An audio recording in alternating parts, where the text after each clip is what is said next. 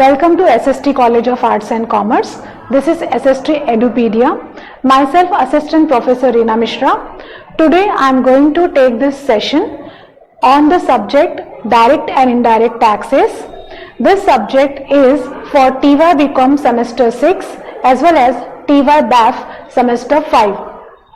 Today this session is specially dedicated to Module 3, which is Concept of Supply. In this module, we are going to get familiar with the important concept of supply.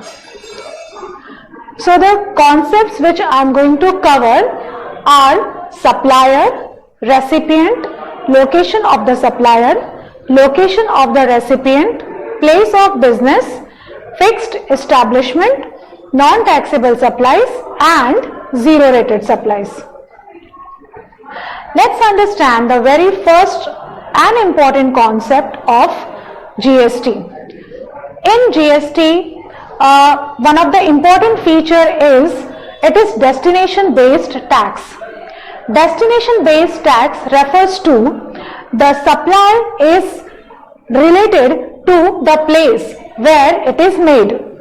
Therefore, the place of final supply is very important to determine what type of GST is going to be charged on the respective supply, and hence it becomes important to understand the meaning of supplier as well as supply. So supplier is the person, one who is supplying goods as well as the services, or sometimes that person may be supplying goods as well as services both. An agent acting on behalf of such supplier in relation to the goods or services or both. In the definition of supplier, the agency services are also considered as supplier. The agent, one who is acting on behalf of the principal for supplying the services of the supplier. That agent also included in the definition of supplier. The next concept comes the recipient. Now in general term, the person, one who receives the goods as well as service supply is called as recipient. Technically, where consideration is payable for the supply of goods and services, the person who is liable to pay the consideration. Now, just mere receiving the goods and services is not enough.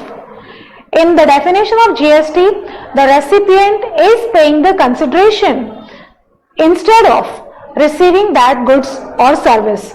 Without consideration, if any goods or service is received, that person is not considered as recipient. So the recipient is exchanging the goods and services for certain consideration.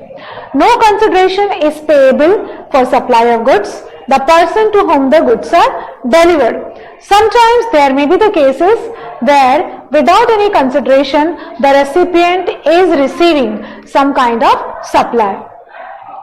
No consideration is payable for the supply of goods to whom the services are delivered. The same thing is available. The same condition is applicable in terms of services also. The services are delivered in certain consideration without any consideration. So the person, one who receives, is called as recipient. Next term is location of the supplier of services. A supply is made from a place of business for which the registration has been obtained. The supply is made from a place of business for which the registration has been obtained. Business, that is the daily activity which is carried out for the profit purpose, is called business. So from that place the registration is obtained and the supply is made from that place, that is called the location of the supplier. Where a supply is made from a place other than place of business for which registration has been obtained. In certain cases, the supply may not be from the place of business, but it may be from some other location for which the registration has been obtained. So if the supply is made from such place, is also considered as a location of the supplier of service. Next is where supply is made more than one establishment, then the location of the establishment most directly related to supply. In certain cases, the establishment may be from more than one places. There may be the multiple places of supply in certain cases from where the goods or services are delivered to the next person. So that place is also called as the location of the supplier. In absence of such places, the location of the usual residence of the supplier. In case the no specific location is found for supply from the supplier's location, in this case, wherever the location of the supplier, the residential location of the supplier is found, that residential location will also be considered as the place of supply. Next is location of the recipient of services. Where a supply is received at a place of business for which the registration has been obtained. Where a supply is received at a place of business for which the registration has been obtained. That place where on the regular basis the supply is received, and that is the place of registration, is called as a place of a recipient. Where a supply is received at a place other than the place of business for which registration has been obtained, that place which is registered, and in that place the regular supply of goods are received from the supplier side, that location is also called as the location of recipient of the services. Where a supply is received at more than one establishment, the location of the establishment most directly related to supply. In certain cases, the recipient may be receiving the supply from multiple places, in multiple places. So those more than one establishment or multiple places becomes the place of supply. And last case, in absence of such places, the location of the usual place of residence of the recipient. Suppose if the proper or the specific place of supply is not found, then in that case the place of residence of the recipient is considered as the place of supply.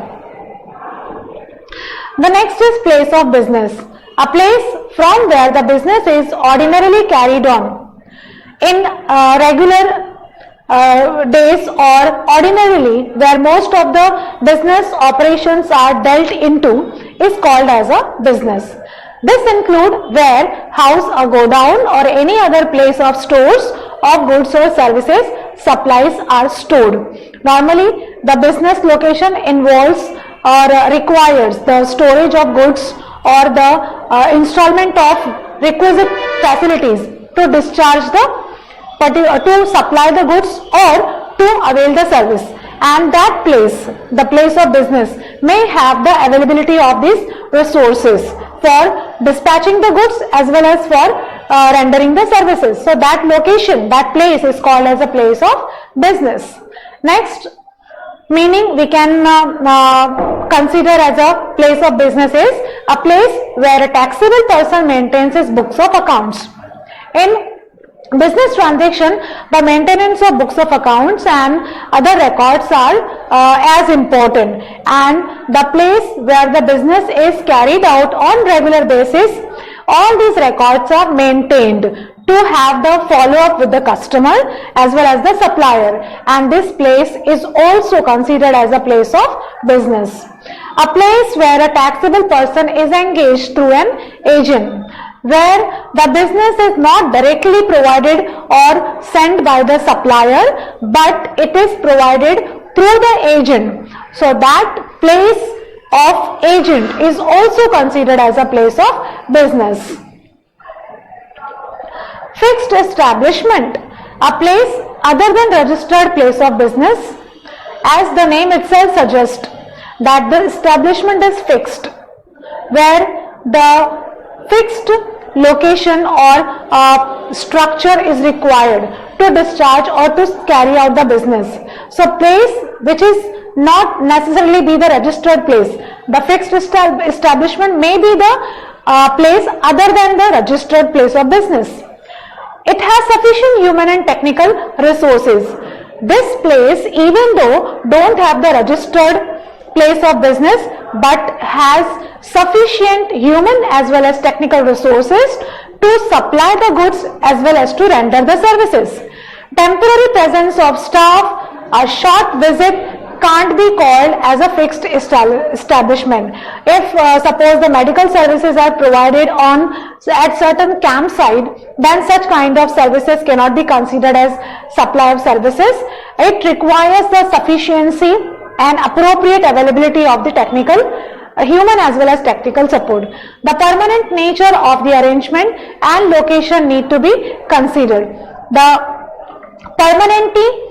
permanent nature of the arrangement, that is availability of the location as well as resources, are very important feature of the fixed establishment. So fixed establishment, we can conclude that it may not be necessarily the registered place of business, but yes, it is having a permanent place, permanent location, as well as it has the sufficient human as well as the technical resources.